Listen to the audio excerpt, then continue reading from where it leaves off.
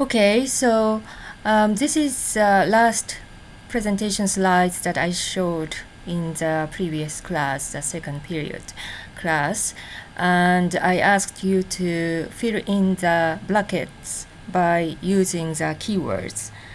So perhaps you have already done it, so let's see the answers. So the answers is like this.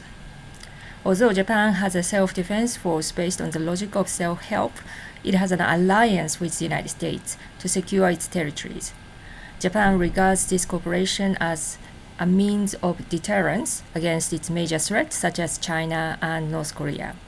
In recent years, Japan has expanded its security cooperation with other countries such as Australia and India due to the fear of abandonment. Japan also signals its willingness to increase its defense budget, though it can put itself in the deep security dilemma. It's pretty much a realistic explanation of Japanese security policy, and I think that keywords will be helpful for explaining it thoroughly and concretely. Perhaps you can use the same kind of keywords to explain other countries' security policy. Think about it. Now, I would like to talk a little bit about the concept of power because power is probably the most important concept for realist perspectives, and we cannot really avoid thinking about power political relationships when we talk about international relations. And here is the most famous definition by an American political scientist, and this is probably something vague, but still you can get an idea. So A has power over B to the extent that A can get B to do something that B would not otherwise do. It is very difficult sometimes to see whether this is because of A's power. Even if B changes his or her behavior, you don't know whether it is because of A's power. But even so, this is probably the best definition of power you can ever reach. In order to think about power, perhaps you can think about power categorically. And the first one is almost always about military power because it's something visible, something measurable. We can actually count the number of nuclear weapons or fighter jets. And also, if you use this military power, you actually get a result of destroying the place or killing the people, killing the enemies. So that is why realists also regard military power as the most important one. So you can see the photographs of the times that Japan exercised its military power against Southeast Asia. And these pictures showed that Japan tanks went into the Orchard Road in Singapore. So at that time, in the early 1940s, Singapore was governed by Britain.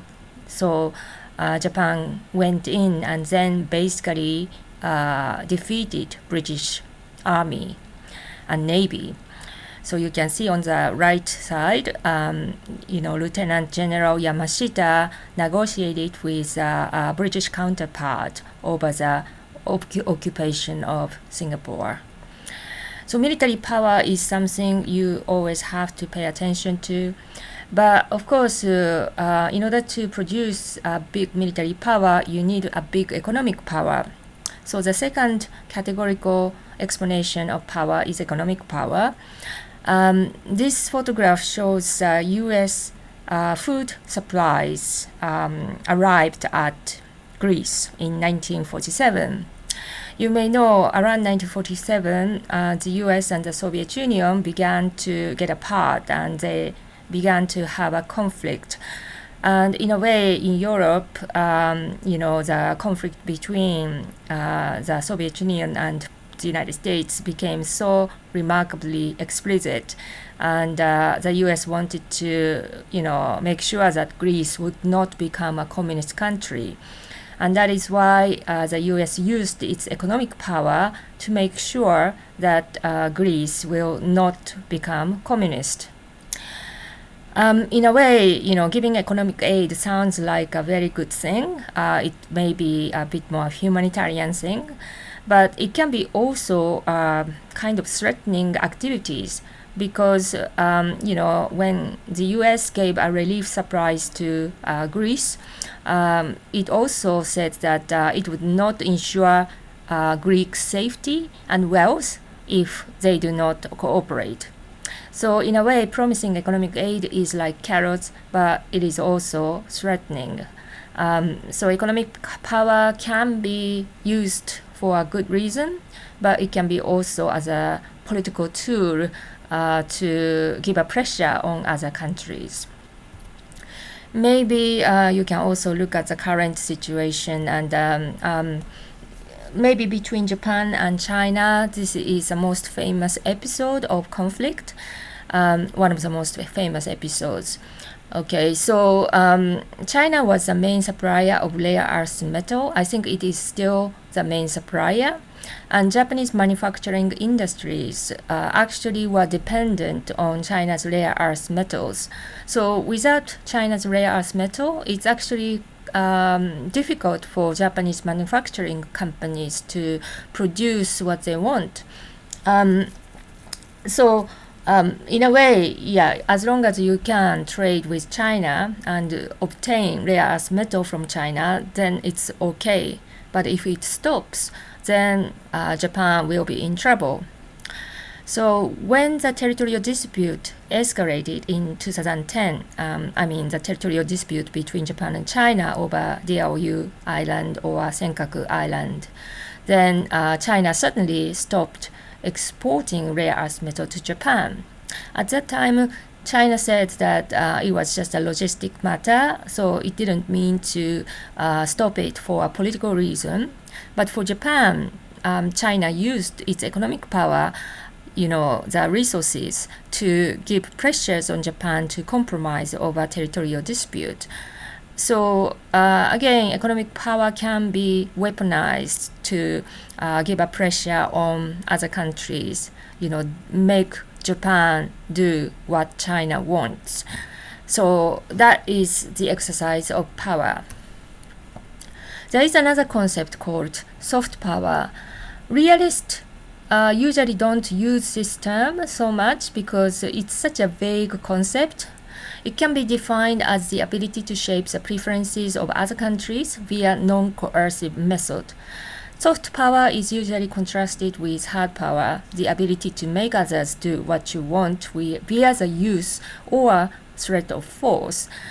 Soft power is, in a way, the ability to attract others and then, influence the way of thinking or preferences.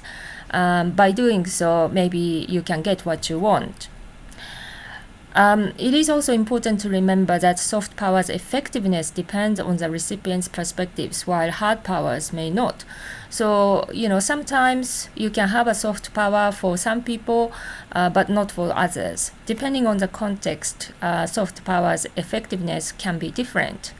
So, for example, if I talk about women's rights, maybe some people will, get influenced, maybe influenced by my argument that women's right is important. But that's because this person already is willing to support women's freedom or the rights of, speaking freely or things like that. But for example, if I talk to a very religious Islamic extremist, then maybe I cannot really exercise my soft power because this person already has a mindset that women's rights should be restricted. So depending on whom I'm talking to, I can have soft power, but sometimes I can't. So the context is important. So in this sense, compared to physical powers or military or economic powers, soft powers can be difficult to define, and also it's difficult to measure. But having said that, we probably cannot ignore the existence of soft power because in our everyday life, perhaps he also feel that sometimes you do what other person wants, even though this is not what you initially thought about doing. I mean, if you have a partner, for example, then maybe you'd like to do things for this person. You'd like to think alike, like this person, and then try to do something good for him or her. That is always possible, right? So when I talk about soft power, I also show this photograph because my dog has a huge soft power on me, and so even if he doesn't have a strong physical power, he can still make me what he wants by barking or by smiling, just because I really like him. Right? So you can say the same thing about my chickens. I have chickens, and I do what they want. So even if they how can I say, they may mess up the garden still. If they want to come to the garden, I may just try to do what they want. So they actually have a soft power, and they can use their soft power to make me what they want. So that's a soft power. But again, I emphasize this point. It's very difficult to define or measure compared to economic or military power. And so when we talk about soft power, we have to be careful. But I think, power is such a broad concept, and we have to always think about, multiple dimensions of power when we talk about power politics in international arena.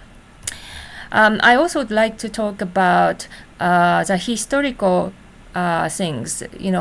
Power concept has changed over time. Even though today also military power is the core part of power, but the meaning of power changed, partly because of the arrival of nuclear weapons. In a way, nuclear weapons are the weapons that you cannot use so easily, because if you use nuclear weapons, you might destroy yourself. It can be World War II. So maybe you have seen the Planet of Apes, the American film. In this film, you see the end of the world because there was a kind of World War III. And Soviet Union and the United States used nuclear weapons. So basically, human world was destroyed, and that's why you can see the Statue of Liberty on the ground. That is a scary dystopian story, right? But that also shows that even if you have nuclear weapons, you are not able to use them so easily. The cost of starting a war is bigger than the benefit. So perhaps before the arrival of nuclear weapons, countries used weapons, and in this sense, they basically accumulate their military power almost without limit. But now it is a little bit different situations because of the arrival of nuclear weapons. And people are aware of the fact that maybe the cost of a starting war or nuclear destruction is bigger than the benefit. So you cannot just simply focus on the increase of military power. So that's the first point.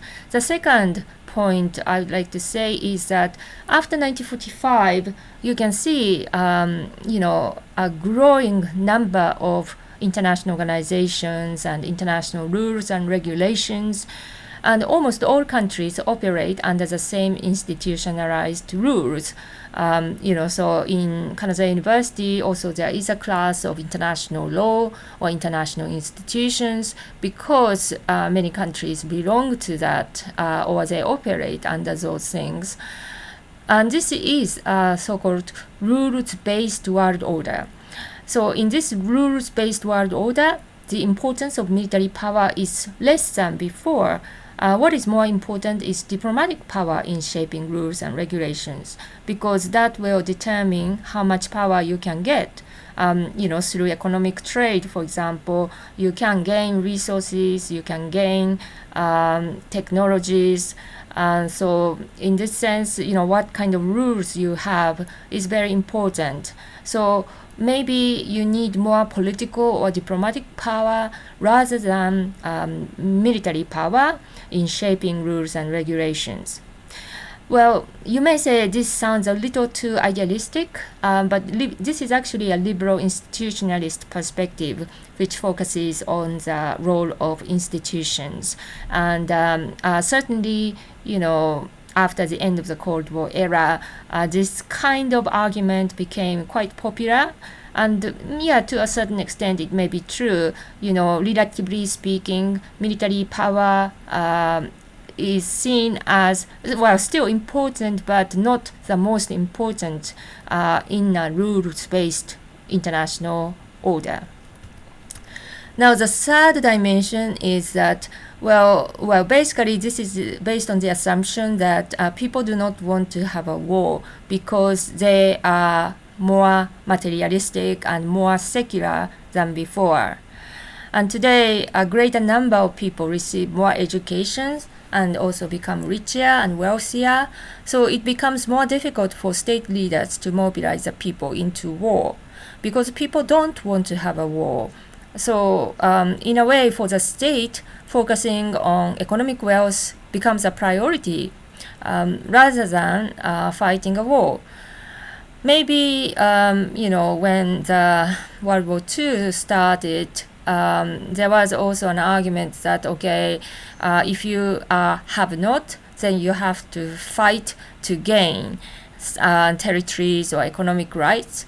But today, we have a set of rules and regulations, and we can do trade, and people become richer. So economic development is really more important than the other kind of things. Then the state also find it difficult to focus on the increase of military power. You have to think about increasing diplomatic or political power, economic power, technological power, etc. So I think good example might be China. So even though China is an authoritarian state, still people became richer and more, received more education.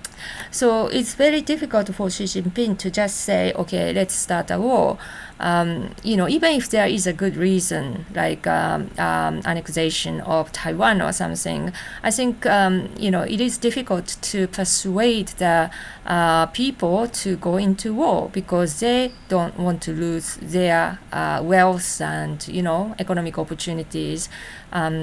So that's kind of a social and economic changes, overall, and that also can influence the expansion of power concept. It's not simply about military power. It has to be seen or taken in a more comprehensive manner. Here is another phrase, comprehensive power. So this concept was used by Lowy Institute, and this is a think tank in Australia. And basically, Asia Power Index is something that they created. They tried to measure the, state's comprehensive power. You may remember in the introductory session, I also showed some ranking of the Asia Pacific countries in terms of comprehensive power, and you can see within comprehensive power, of course, they try to measure the military power, economic power, but also they try to find the diplomatic relationships like alliance. If Japan has an alliance or more security partnerships, then that also should be counted as part of Japanese power. You can also think about resilience as part of comprehensive power. So if crisis happens, then how much states are prepared to deal with crisis. This is also the things that you have to think about when we want to talk about power in a comprehensive manner. So in a way, the index also says that it distinguishes between resource-based determinants of power, in other words, what countries have, and influence-based determinants of power, what countries do with what they have. Well, so it's not simply about how much money do you have or how much weapons you have. It is more about influence, which is very difficult to measure. But I think so. I think the point is, the meaning of power is quite broad and complex. And so when we talk about power, maybe we should not be too simplistic, although realists always try to focus on military power. Now, you can also think about this question now, which countries can better shape and respond to the external environment? Of course, if you have a strong power, comprehensive power, maybe you can shape or reshape the external environment more than the others, or respond to the changes of the external environment more than other countries. So which country can better shape and respond to the external environment? Okay, in the classroom, the US came up. So the US came up, but let's see. Before that, I would like to also talk about international order from 1945 to the present. Okay, so I think today's international order is actually based on the post-1945 international order. And of course, at that time, there were two superpowers, that is the United States and Soviet Union. But unfortunately, 1974 and 1947, the world was, started to be divided into two camps, US camp and the Soviet Union camp. And that's the beginning of the Cold War era. But nevertheless, international organizations such as the United Nations were born and sustained. And that's a product of Western powers. So mostly it was a product of the US, Britain, and France. Soviet Union, of course, was a member state of the Security Council of the United Nations, so it was part of it. But initially, over decades, basically the US was the most important one. And the US was a strong economic power as well, so it gained a dominant position in international economic systems, such as World Bank and IMF, International Monetary Fund, and other international organizations. And then, in a way, the UN-centered international order was kind of created, even though it didn't function all the time. But what is interesting is that, the collapse of the Soviet Union really made the US the only superpower in the world. I may have talked about the euphoria of liberals in the 1990s, and that was because of the collapse of the Soviet Union. So now the US was kind of, only superpower in the world, and maybe in this sense, post-1945 international order seems to be quite, strong. And it's true in a way. The US has both hard and soft powers, right? US has land, naval, and air power, and these are ranking top in the world. The US has worldwide military bases. The US has nuclear weapons and ballistic missiles and advanced information technologies. So many countries want to cooperate with the US because of such a strength. Large and successful cultural industries and knowledge creation is also quite distinct about the US. So Hollywood films, media service providers, social media platforms, top-level universities and research institutions, and social movements, not moments, but movements, right? Okay, so military one, you should be aware that the US has military bases all across the globe. And of course, Japan is a major one, but you can also find it in South Korea, Germany, etc. And the US also has some alliance relationships, of course. Traditionally, NATO and the US worked together to deal with the Soviet Union and Russia. In terms of the Asia Pacific or Indo-Pacific, the US worked with Britain and Australia. So there is so-called AUKUS and Quad meeting. Of course, in recent years, probably you think that Trump is not so, willing to work with G7 countries. And, sometimes we don't know what the Trump administration would do. But still, the U.S. tries to keep security cooperation with those countries. And in a way, other countries also cannot ignore the U.S. because it has a strong military capabilities and, technological knowledge and information sharing abilities. Economic terms, of course, US dollar is the world's primary reserve currency and the main currency for international trade. In recent years, of course, countries like China tries to use Chinese renminbi as main currency for international trade, but still the US dollar is the most dominant one. That is why we have to pay attention to the US market, right? US-based entrepreneurs and global corporations still are very powerful, and US military power in the world is also sustaining the US dollar status and secure global trade routes. So in a way, US economic and military powers are all connected with each other. And in terms of culture, education, and information, of course, traditionally, the US has been and still is probably the most leading country in the world.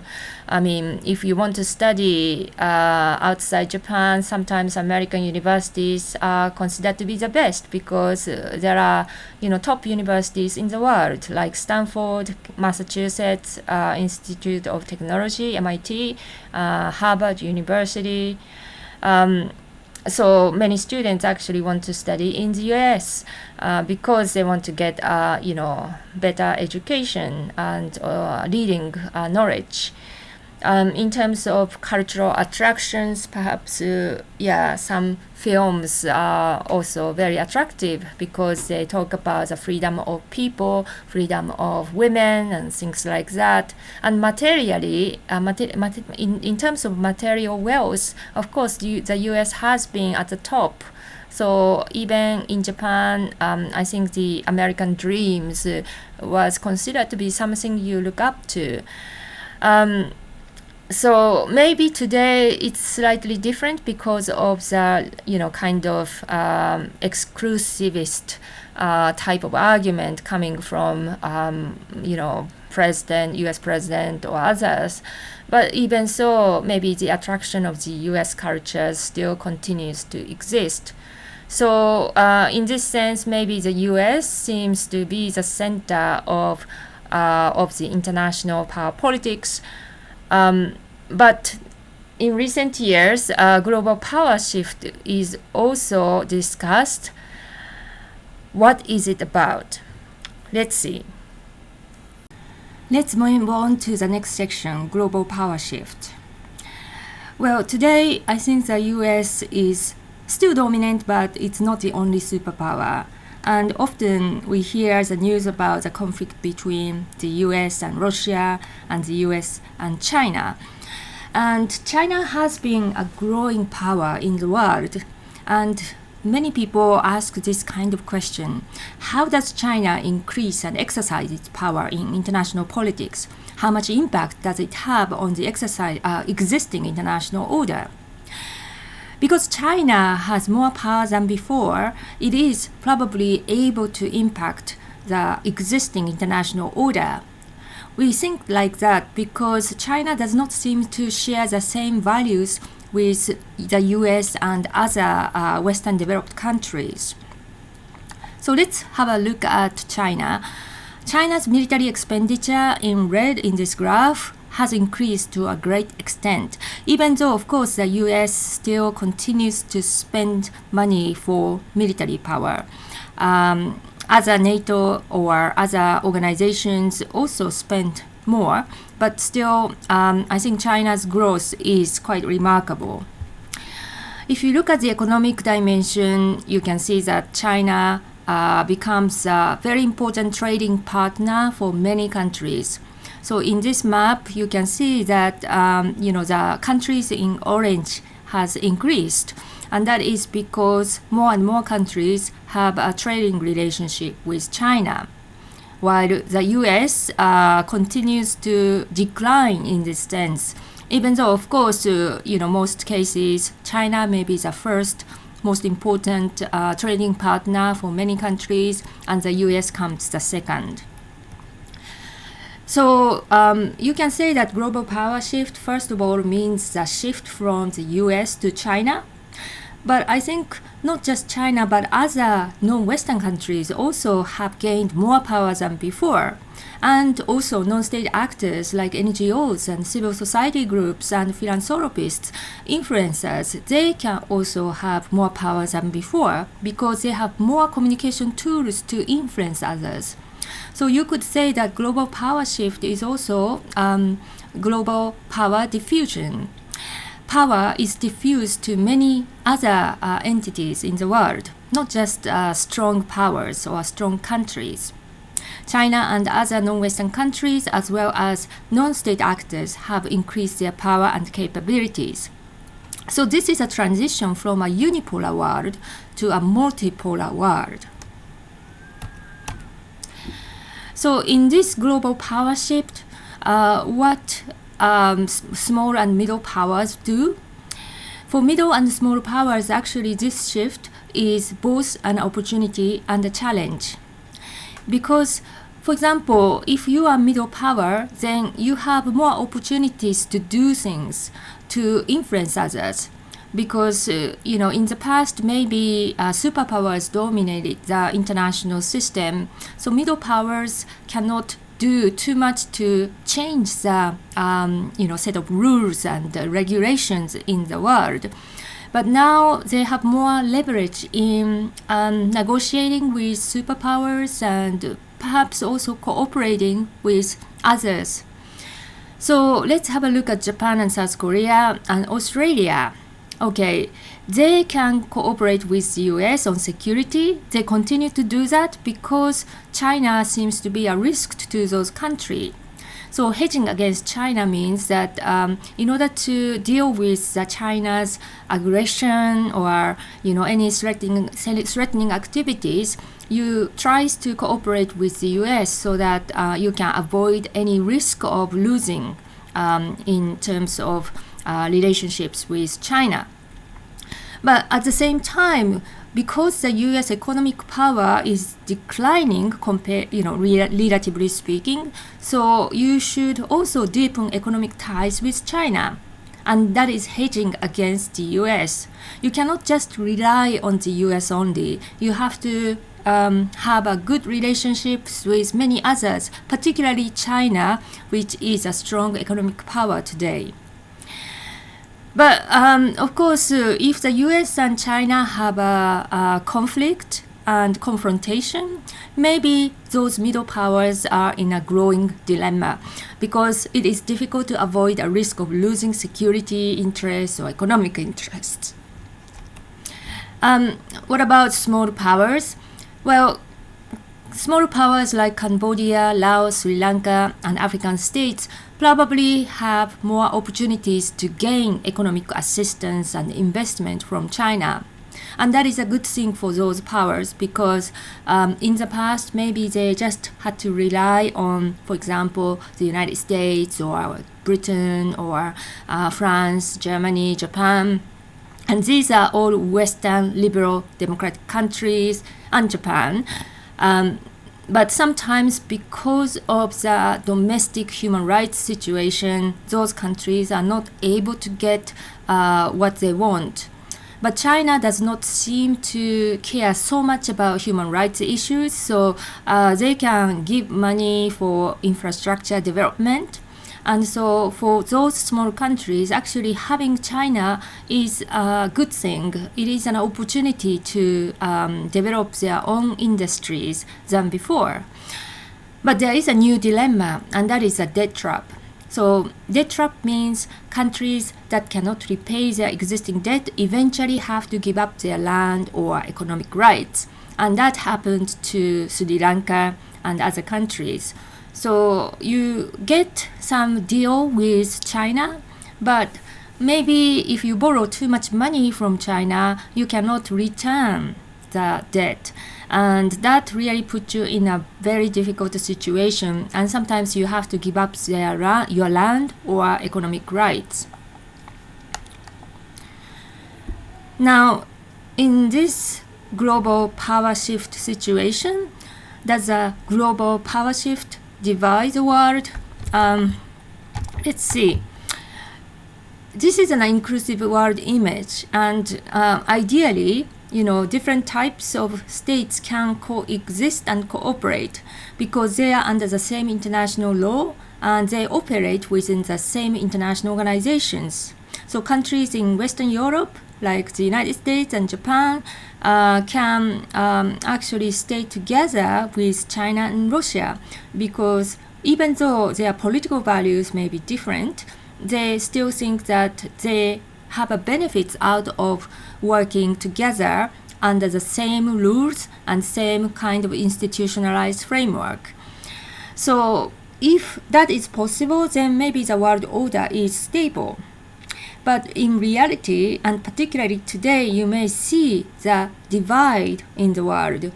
And this is a kind of the pictures that the previous US administration, John Biden administration, also tries to describe. And that is authoritarian states versus democratic states. And what is also more interesting and important is that those two camps also tries to increase their influence in the so-called global south. So like Africa, Latin America, Asia, these are called global south. And maybe if you can get control of global south, you can control the world. So China, of course, has increased its engagement in Africa, Caribbean state, South Pacific islands. And the US and other Western countries and Japan are very concerned with increasing power and influence of China in the global south. So they also tries to, give some aid or some assistance to those small and middle powers in the global south. Of course, this is a kind of image, so maybe it's a bit simplified, but of course, if this is a reality, then it's a bit scary because then the world is divided into two, and if there is no dialogue or no trade relationships between authoritarian states and democratic states, then I think the world order is more unstable. To a certain extent, we might be entering in that kind of situation, but still, in terms of economic relationship, I think, states generally want to maintain their trade relationships with others. So even the US and China sometimes have a, kind of open conflict. It doesn't mean that they will try to just terminate the relationship, and that is probably a good thing. So in conclusion, I would say that states are the primary actors of international relations in shaping an international order because they legitimately monopolize power. In the realist perspective, the world is anarchical so that the state is the most important insurer of security. And as a global superpower, the US has employed various power to maintain and develop an international order since 1945. And this international order sometimes is called liberal international order. But others say actually this is not totally liberal, but at least the idea of open trade or free trade is something related to economic liberalism, and many countries actually get into that international economic system, and then they gain benefits out of this by trading. Okay, however, due to the technological development, power does not mean just military power, and non-state actors also can possess power to influence others. So the meaning of power has changed, but particularly because of the technological development, and today information tools or communication tools and technologies are so advanced. So not just the political elite in superpowers, but many others, including non-state groups like even terrorist groups, NGOs, actually can possess power to influence others. So I think it is more complex and more dynamic today. When we talk about international relations, we have to have this in mind. And finally, a global power shift makes the current international order unstable because it's kind of multipolar world, and multi-dimensional elements of our communications make things unpredictable. And today we usually use the word the era of uncertainty. We don't really know what will come next. That is partly because of the global power shift.